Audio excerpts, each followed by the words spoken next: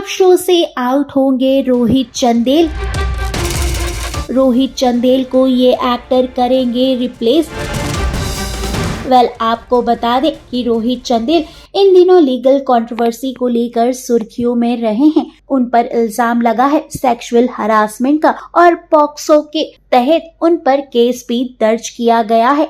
आपको बता दें रोहित चंदेल इस सैराब शो में नजर आ रहे थे, लेकिन अब खबर आ रही है कि रोहित चंदेल को रिप्लेस कर सकते हैं सागर पारिक। जी हाँ, मेकर्स उनसे बातचीत कर रहे हैं। हालांकि मेकर्स की तरफ से अभी कोई भी कॉन्फर्मेशन नहीं दिया गया है, यानी कि सागर इस शो में एंट्री कर सकते हैं लीड रोल के लिए और मदिराक्षी और सागर की एक नई फ्रेश जोड़ी ऑन स्क्रीन देखने को मिल सकती है।